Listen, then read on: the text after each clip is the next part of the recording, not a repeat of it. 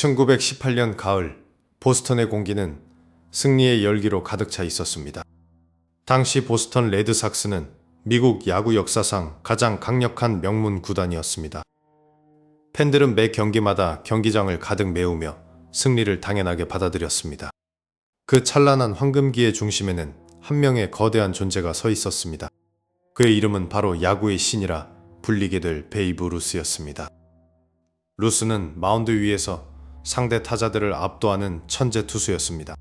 그의 강력한 패스트볼은 상대팀의 타격 라인을 완벽하게 무력화시켰습니다. 하지만 그의 진짜 천재성은 타석에서 더욱 빛을 발하기 시작했습니다. 그가 거대한 방망이를 휘두를 때마다 야구계의 모든 기록이 깨져나갔습니다. 보스턴 팬들은 루스가 쏘아올리는 홈런을 보며 광란에 빠져들었습니다. 1918년 월드 시리즈에서 루스는 투수와 타자 모두에서 압도적인 활약을 펼쳤습니다. 보스턴은 시카고 컵스를 상대로 매 경기 치열한 공방전을 벌였습니다. 루스가 이끄는 마운드는 단 한 치의 빈틈도 허용하지 않았습니다. 결국 보스턴 레드삭스는 1918년 월드 시리즈의 최종 우승 트로피를 들어 올렸습니다. 그것은 구단 역사상 5번째 우승이자 당대 최고의 전성기를 증명하는 순간이었습니다. 보스턴 시내는 온통 레드삭스의 붉은 물결과 축제의 함성으로 가득 찼습니다. 사람들은 이 젊은 영웅이 보스턴의 영원한 영광을 가져다 줄 것이라 믿었습니다. 루스는 단순한 선수를 넘어 보스턴이라는 도시의 상징 그 자체가 되었습니다. 1919년 시즌에도 루스의 방망이는 식을 줄을 몰랐습니다. 그는 한 시즌에 29개의 홈런을 터뜨리며 메이저리그 신기록을 경신했습니다. 구단주 해리 프레이지는 매달 늘어나는 관객 수와 수익에 기뻐했습니다. 모든 것이 완벽해 보였고 보스턴의 왕조는 영원히 지속될 것만 같았습니다.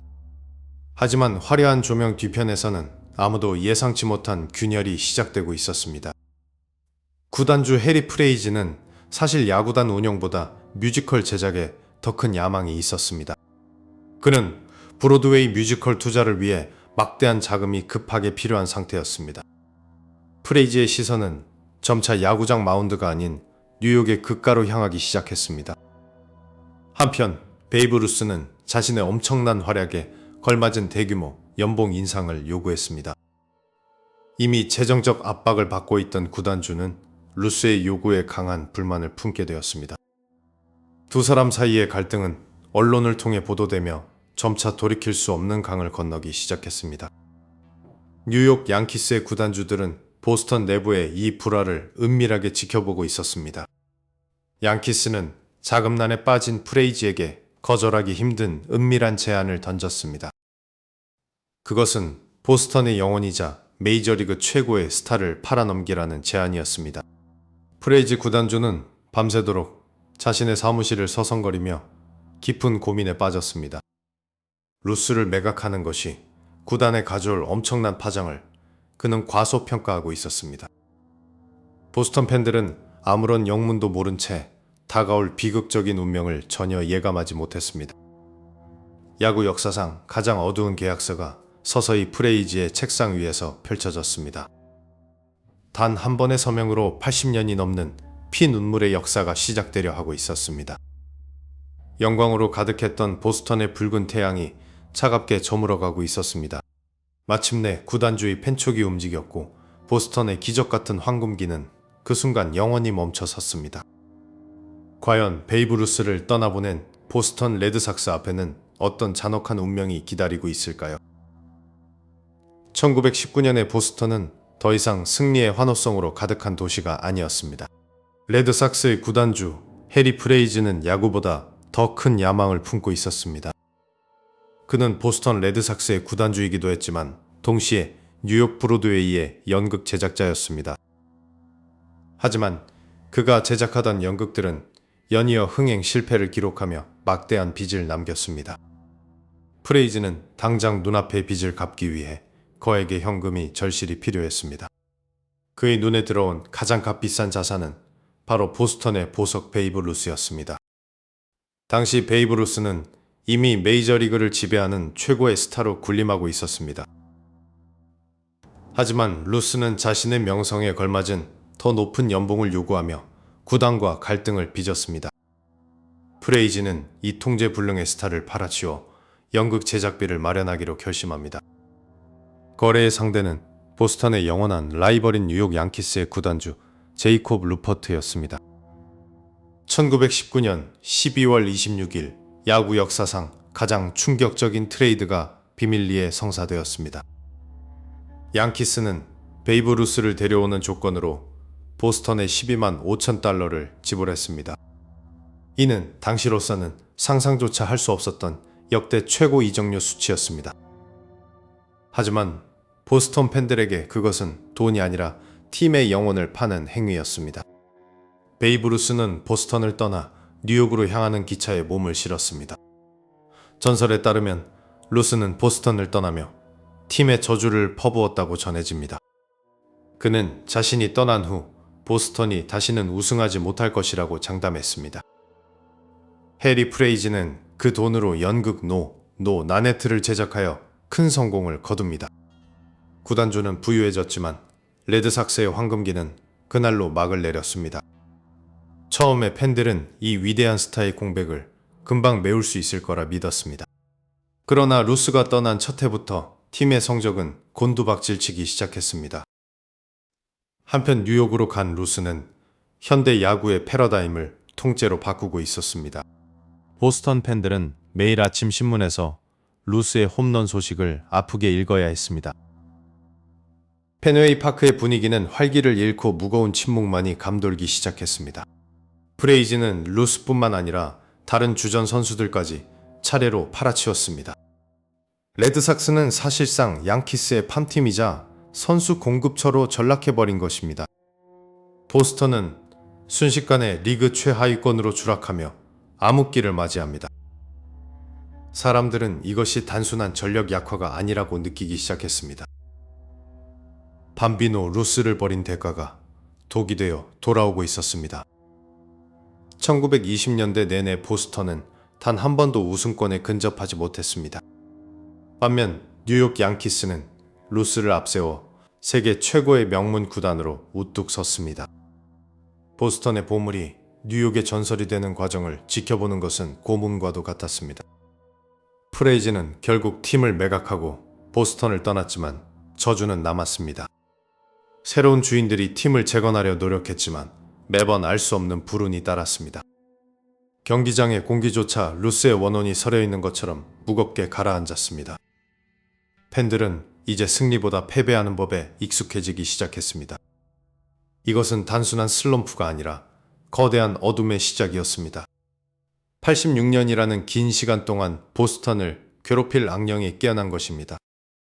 이제 보스턴은 빼앗긴 영광을 되찾기 위해 처절한 싸움을 시작해야 합니다. 하지만 그들이 마주하게 될 운명은 상상보다 훨씬 더 잔혹하고 길었습니다. 과연 이 저주가 보스턴의 목을 조르기 시작한 진짜 이유는 무엇이었을까요? 다음 장에서 수십 년간 이어질 레드삭스의 끝없는 몰락과 밤비노의 저주의 실체가 본격적으로 드러납니다. 1920년 시즌이 시작되자마자 보스턴 레드삭스의 전설적인 홈구장 펜웨이 파크에는 기이할 정도로 무거운 침묵이 감돌기 시작했습니다. 관중석을 가득 채우던 열정적인 팬들의 함성은 간데없고 오직 쓸쓸한 바람 소리만이 텅 빈 그라운드를 공허하게 맴돌 뿐이었습니다. 팀의 심장과도 같았던 베이브 루스를 잃어버린 보스턴의 라커룸은 마치 거대한 초상집처럼 차갑게 식어 있었습니다. 선수들은 어제까지만 해도 함께 웃고 떠들던 위대한 타자의 빈자리를 바라보며 깊은 한숨을 내쉬었습니다. 반면 뉴욕 양키스의 유니폼을 입은 베이브 루스는 마치 사슬에서 풀려난 사자처럼 엄청난 괴력을 발휘하기 시작했습니다.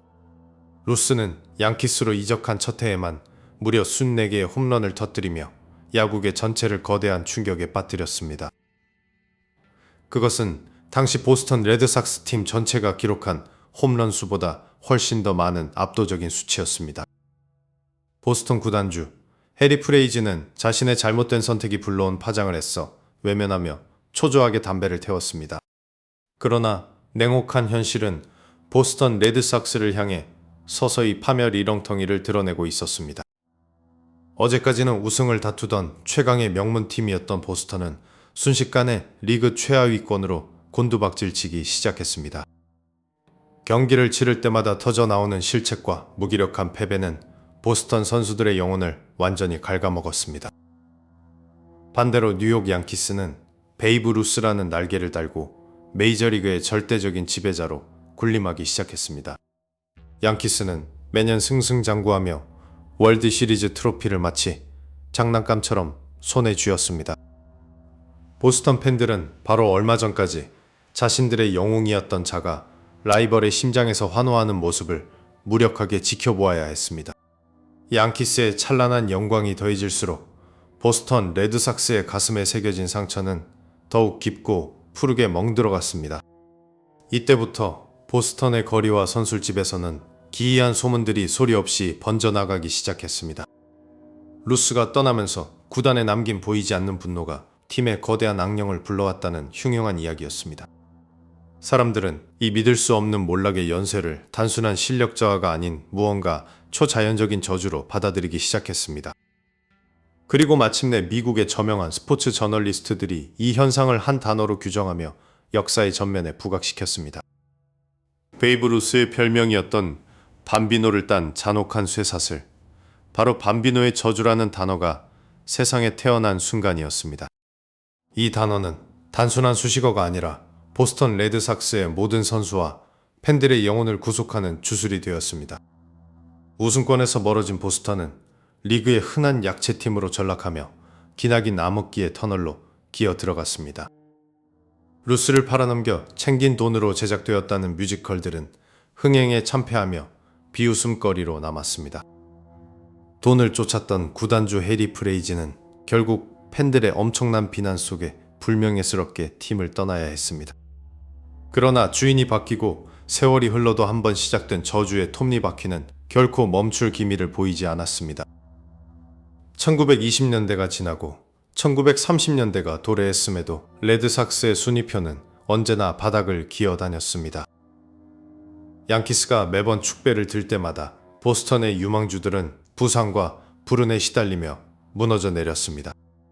마치 누군가 보스턴의 승리를 방해하기 위해 보이지 않는 실을 조종하는 것만 같은 기묘한 패배들이 이어졌습니다. 매년 봄마다 희망에 부풀어 경기장을 찾던 팬들은 가을이 되면 어김없이 절망의 눈물을 흘렸습니다.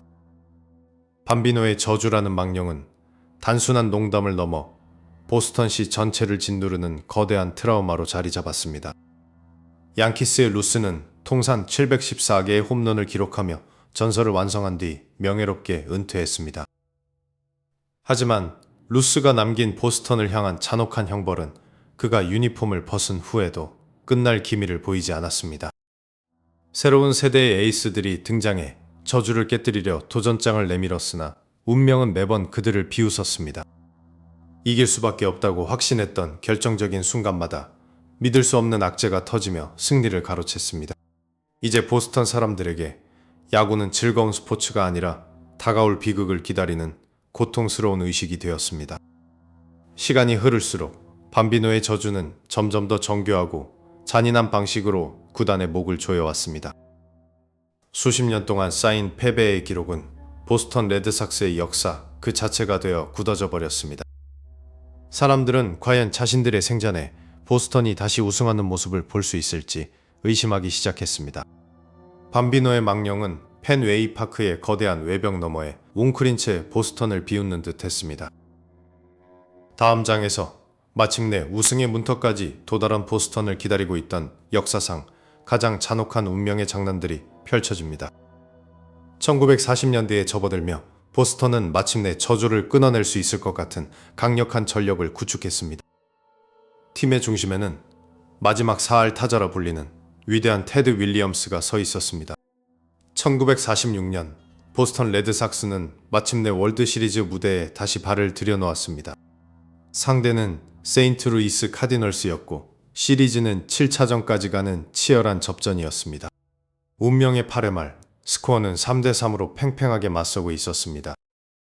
그때 세인트루이스의 에노스 슬로터가 누구도 예상치 못한 광란의 질주를 시작했습니다.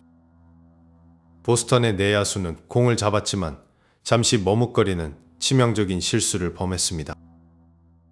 그 찰나의 순간에 슬로터는 홈까지 내달려 결승점을 뽑아냈습니다.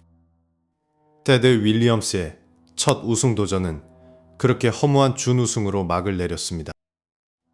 보스턴 팬들은 이것이 단지 시작일 뿐이라는 사실을 그때는 알지 못했습니다. 시간은 흘러 1967년 보스턴은 불가능한 꿈이라 불리는 기적 같은 시즌을 보냈습니다.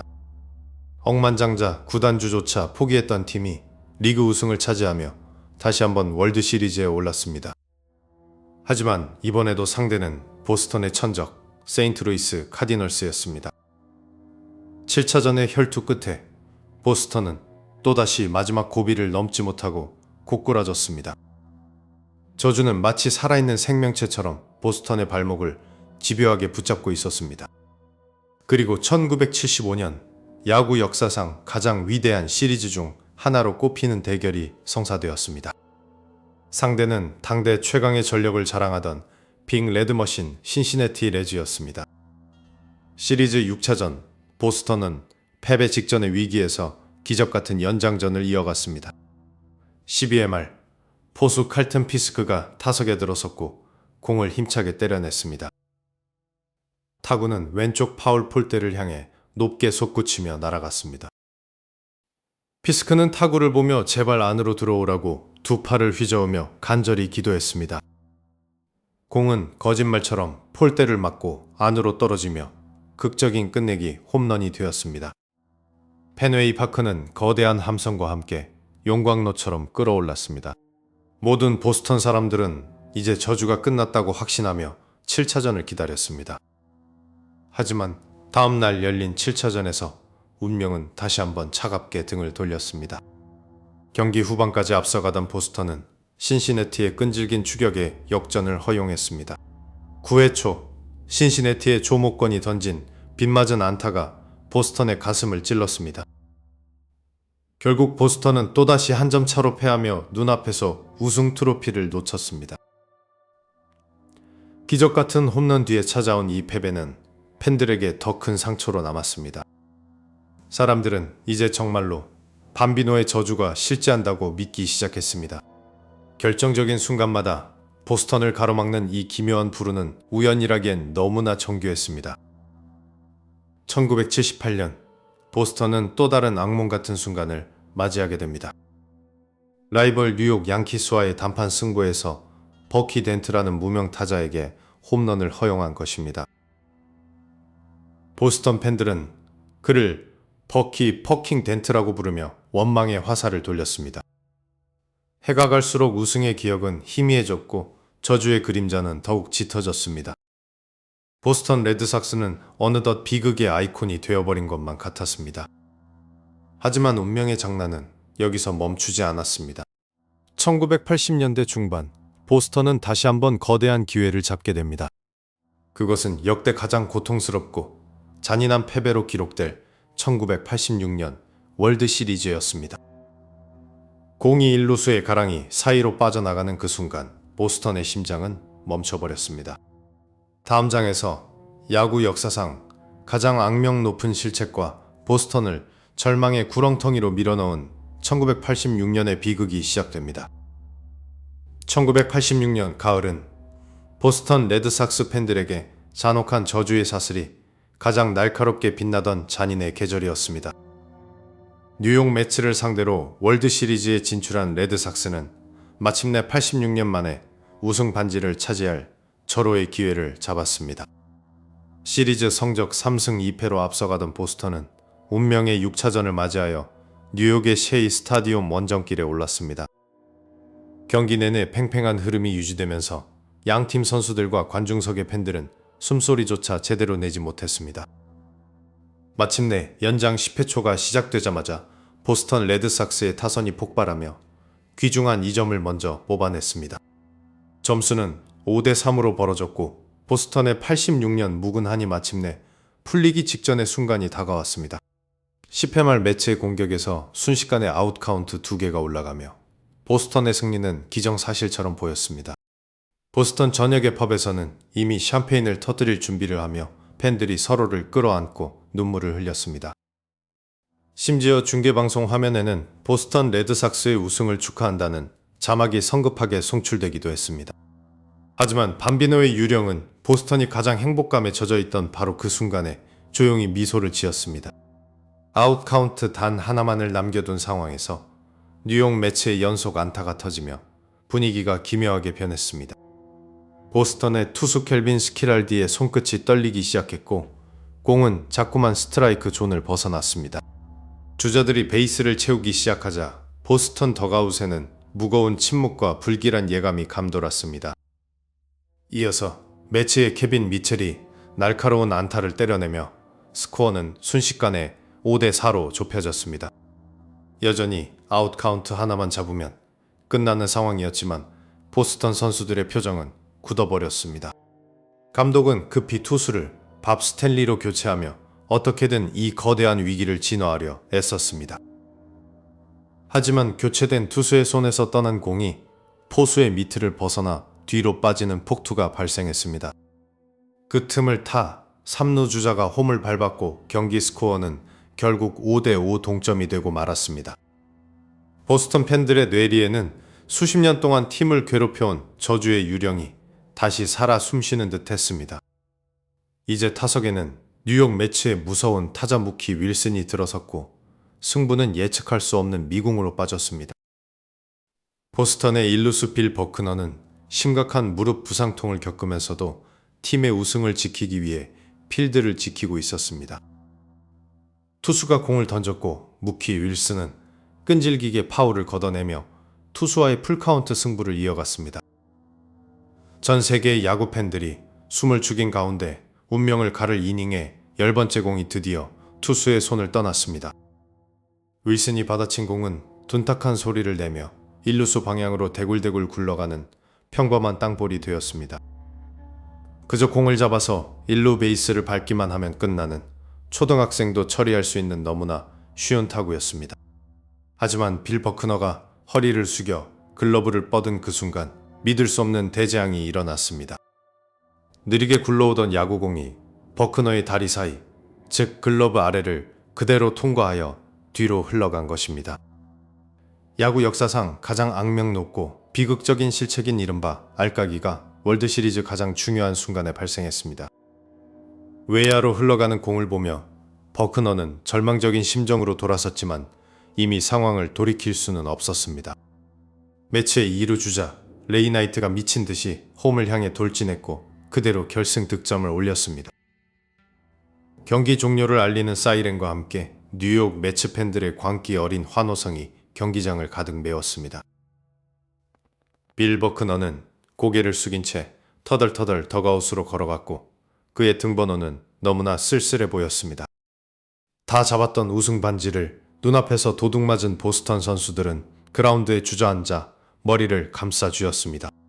보스턴 팬들에게 그 순간은 단순한 실책이 아니라 보이지 않는 거대한 저주가 실체화된 순간이었습니다. 미디어와 여론은 즉시 빌 버크너를 역적이자 패배의 원흉으로 지목하며 잔인한 마녀 사냥을 시작했습니다. 버크너는 이후 살해 협박에 시달려야 했고 결국 사랑하던 보스턴을 떠나 숨어 지내야만 했습니다. 6차전의 충격 여파로 보스턴은 이어진 7차전마저 무기력하게 패하며 결국 우승 트로피를 내주었습니다. 이로써 밤비노의 저주는 더욱 강력한 공포의 상징이 되었고 보스턴 전체에 지울 수 없는 트라우마를 남겼습니다. 사람들은 이제 레드삭스가 영원히 우승할 수 없을 것이라며 깊은 절망의 늪으로 빠져들었습니다.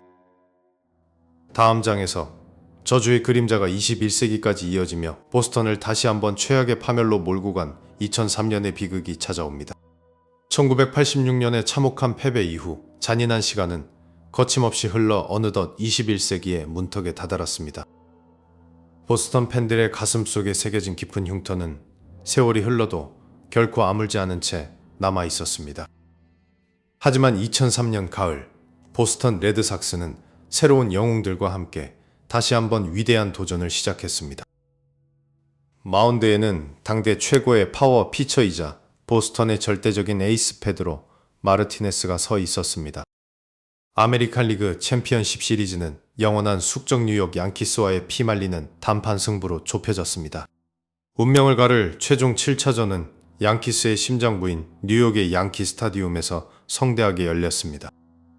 경기 초반 보스턴의 타선은 불을 뿜으며 라이벌 양키스의 마운드를 무자비하게 폭격했습니다. 보스턴은 거침없이 점수를 쌓아가며 경기 후반인 8회 초까지 5대2라는 압도적인 리드를 유지했습니다. 팬들은 마침내 86년간 이어져 온 밤비노의 저주를 완벽하게 끊어낼 순간이 왔다며 환호했습니다. 마운드 위의 페드로 마르티네스는 이미 100개가 넘는 공을 던지며 온 힘을 쥐어짜낸 상태였습니다. 8회 말 양키스의 타선이 무서운 기세로 안타를 때려내며 보스턴을 강하게 압박하기 시작했습니다. 에이스의 구위가 눈에 띄게 떨어지자 보스턴의 더그아웃에는 팽팽한 긴장감이 흐르기 시작했습니다. 보스턴의 그레디 리틀 감독은 투수 교체를 고민하며 마운드를 향해 천천히 걸어갔습니다. 마운드에 모인 감독과 에이스는 서로의 눈을 바라보며 운명적인 짧은 대화를 나누었습니다. 마르티네스는 자신이 이 경기를 반드시 책임지겠다며 강한 의지가 담긴 눈빛을 보냈습니다. 불펜에는 언제든 나갈 준비가 된 리그 최정상급 구원 투수들이 몸을 풀며 대기하고 있었습니다. 하지만 감독은 모두의 예상을 뒤엎고 에이스를 그대로 마운드에 남겨두는 파격적인 선택을 했습니다. 이 결정은 결과적으로 보스턴 역사상 가장 뼈아픈 악수가 되어 돌아오고 말았습니다. 기회를 잡은 양키스의 타자들은 지친 에이스의 공을 놓치지 않고 사정없이 받아쳤습니다. 연속 안타가 터지면서 점수차는 순식간에 좁혀졌고 보스턴의 우승 꿈은 흔들리기 시작했습니다. 마침내 호해포사다가 동점 2루타를 터뜨리며 경기장은 엄청난 함성으로 뒤덮였습니다. 5대5 동점이 되는 순간 보스턴 팬들의 얼굴은 차갑게 얼어붙으며 절망으로 물들었습니다. 사람들은 머릿속을 스치고 지나가는 불길한 저주의 기운을 다시금 느끼기 시작했습니다. 결국 에이스는 고개를 숙인 채 씁쓸하게 마운드를 내려갈 수밖에 없었습니다. 승부는 정규 이닝을 넘어 피를 말리는 연장전이라는 극단적인 상황으로 치달았습니다. 11회 말 양키스의 영리한 타자 아론분이 타석에 들어서며 팽팽한 긴장감이 정점에 달했습니다.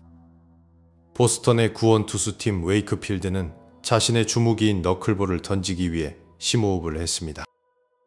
그러나 웨이크필드의 손끝을 떠난 공은 회전 없이 한가운데 밋밋하게 밀려 들어갔습니다. 아론분은 그 실투를 놓치지 않고 전력으로 배트를 휘둘러 큰 포물선을 그렸습니다. 딱하는 굉음과 함께 날아간 공은 뉴욕의 밤하늘을 관통하며 좌측 담장으로 뻗어나갔습니다. 보스턴의 좌익수는 허망하게 하늘을 바라보며 펜스 앞에서 그대로 멈춰 섰습니다. 공이 관중석에 꽂히는 순간 양키스의 끝내기 홈런이 터지며 경기는 그 즉시 종료되었습니다. 양키스의 모든 선수들이 홈플레이트로 달려나와 광란의 우승 세레머니를 펼쳤습니다. 반면 보스턴의 모든 선수들은 마치 시간이 멈춘 듯 그 자리에 굳어버렸습니다. 눈앞에서 우승을 놓친 투수 웨이크필드는 머리를 감싸준 채 고개를 들지 못했습니다. 보스턴 팬들은 또다시 찾아온 가혹한 잔혹사 앞에 끝내 눈물을 흘리고 말았습니다. 언론들은 일제히 이 비극을 보도하며 밤비노의 저주가 다시 한번 증명되었다고 대서특필했습니다. 86년이라는 긴 고통의 세월은 결코 무너지지 않는 영원한 벽처럼 보스턴을 무겁게 짓눌렀습니다. 사람들은 이제 보스턴 레드삭스가 영원히 저주를 풀지 못할 것이라며 깊은 절망에 빠졌습니다. 다음 장에서 씻을 수 없는 절망을 안겨준 숙적 뉴욕 양키스와 1년 만에 다시 외나무 다리에서 마주하는 운명의 2004년 리턴 매치가 마침내 시작됩니다. 2004년 가을 보스턴 레드삭스는 다시 한번 뉴욕 양키스라는 거대한 벽 앞에 서게 되었습니다. 지난해의 뼈아픈 역전패의 상처가 채 아물기도 전에 마주한 숙적과의 리턴 매치는 시작부터 불길한 징조로 가득했습니다. 보스턴은 시리즈 1차전과 2차전을 허무하게 내주며 뉴욕의 일방적인 공세에 무참히 짓밟혔습니다. 홈구장 펜웨이 파크로 돌아온 3차전마저 19대 8이라는 처참한 스코어로 패배하자 보스턴 전체는 깊은 절망에 빠졌습니다. 영승 3패라는 절대적인 열세 속에서 메이저리그 역사상 이 자리를 뒤집은 팀은 단 한 팀도 없었습니다. 언론과 평론가들은 일제히 보스턴의 침몰을 예언했고 밤비노의 저주는 다시 한번 실존하는 악령처럼 팬들의 목을 죄어왔습니다. 4차전이 열린 10월 17일 밤 경기장에는 패배를 직감한 팬들의 무거운 한숨 소리만이 가득 울려 퍼졌습니다. 경기는 9회 말까지 진행되었고 보스턴은 양키스의 전설적인 마무리 투수 마리아노 리베라를 상대로 4대3으로 뒤지고 있었습니다. 아웃카운트 단 3개만을 남겨둔 상황에서 보스턴의 케빈 밀라가 극적으로 볼넷을 골라내며 출루에 성공했습니다. 이때 보스턴의 벤치에서는 발이 빠른 대주자 데이브 로버츠를 1루에 투입하는 승부수를 던졌습니다. 모든 관중이 숨을 죽인 가운데 리베라는 로버츠를 견제하기 위해 수차례 1루로 공을 던졌습니다. 그리고 다음 순간 로버츠는 리베라의 투구 동작과 동시에 2루를 향해 번개처럼 몸을 날렸습니다. 양키스의 포수 호르에 포사다가 2루로 강하게 공을 송구했고 로버츠는 자욱한 흙먼지를 일으키며 슬라이딩했습니다. 심판의 세이프 판정이 내려지는 순간 펜웨이 파크의 정막은 순식간에 터질 듯한 함성으로 바뀌었습니다. 기회를 잡은 타석의 빌 뮬러는 리베라의 실투를 놓치지 않고 중전 안타를 때려내며 로버츠를 홈으로 불러들였습니다. 4대4 동점, 보스턴이 마침내 저주의 사슬을 끊기 위한 첫 번째 기적의 발판을 마련하는 순간이었습니다.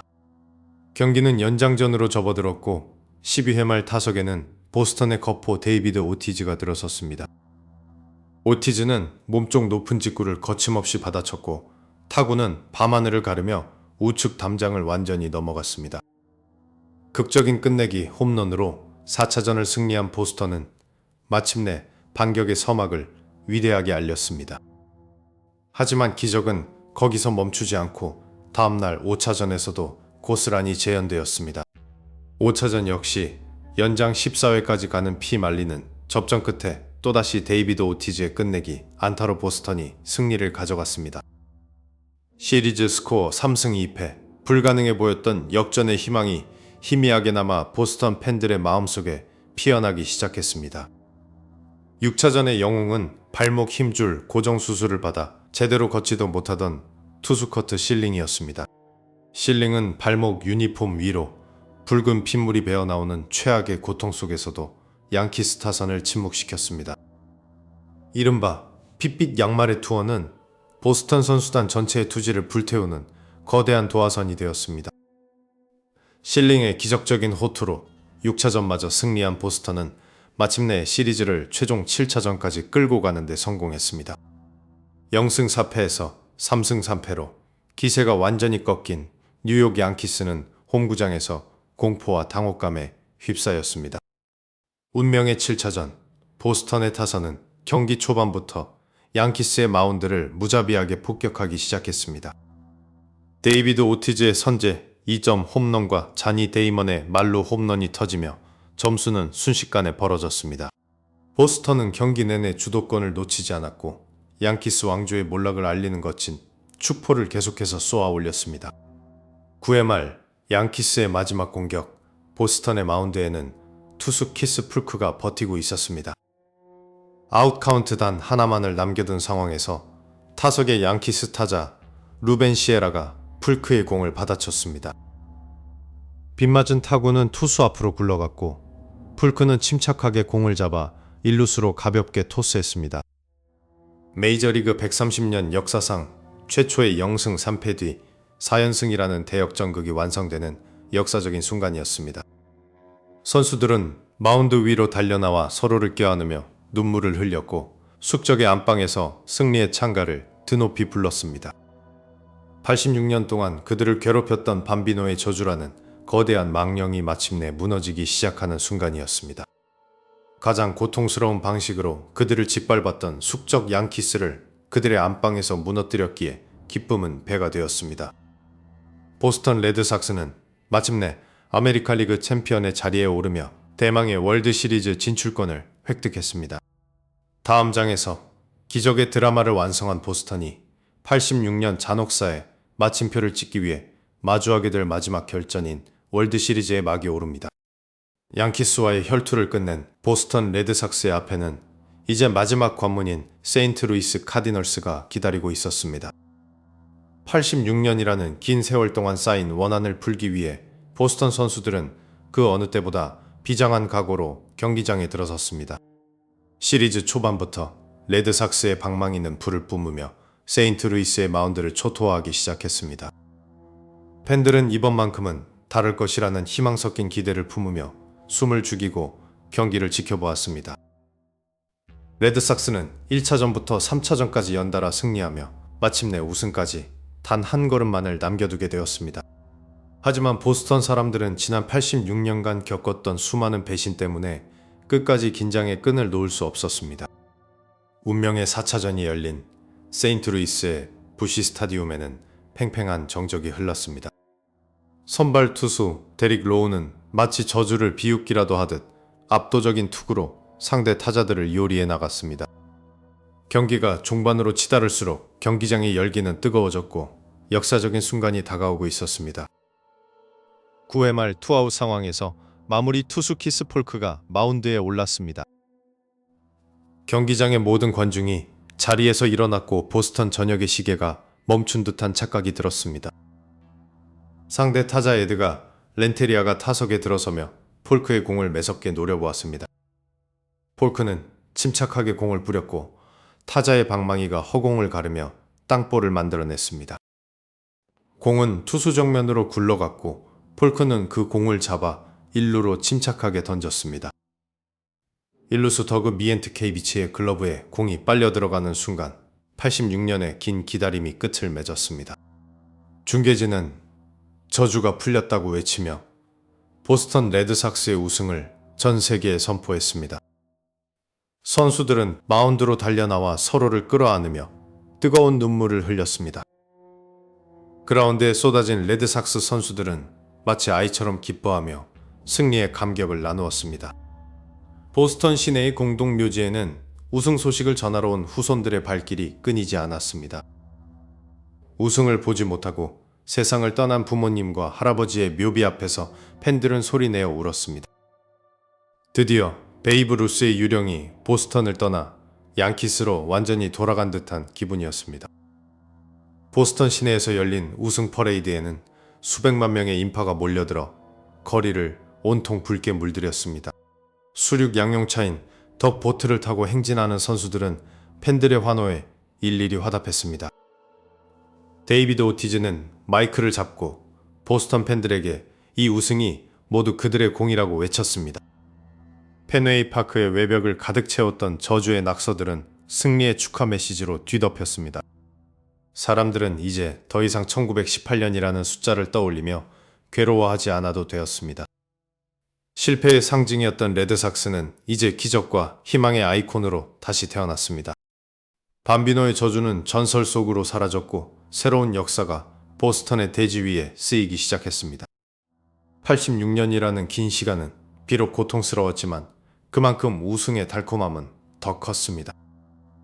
야구라는 스포츠가 한 도시의 영혼을 어떻게 치유할 수 있는지 보스턴은 증명해 보였습니다.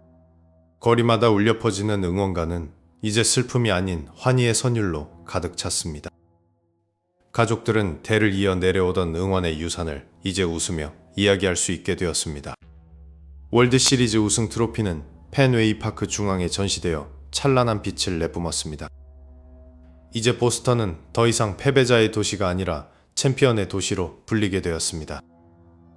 이 드라마틱한 우승은 전 세계 모든 스포츠 팬들에게 불가능은 없다는 메시지를 전달했습니다. 마침내 밤비노의 영혼도 보스턴의 용서를 받고 안식을 찾았을 것입니다. 86년의 잔혹사는 그렇게 화려하고 완벽한 해피엔딩으로 마침표를 찍었습니다. 내일의 태양은 이제 저주가 없는 보스턴의 하늘 위로 밝게 떠오를 것입니다. 보스턴 레드삭스의 팬들은 이제 영원히 고통의 사슬에서 벗어나 승리의 노래를 부릅니다. 이것으로 86년간 이어진 밤비노의 저주, 그 길고도 험난했던 대장정의 이야기를 모두 마칩니다.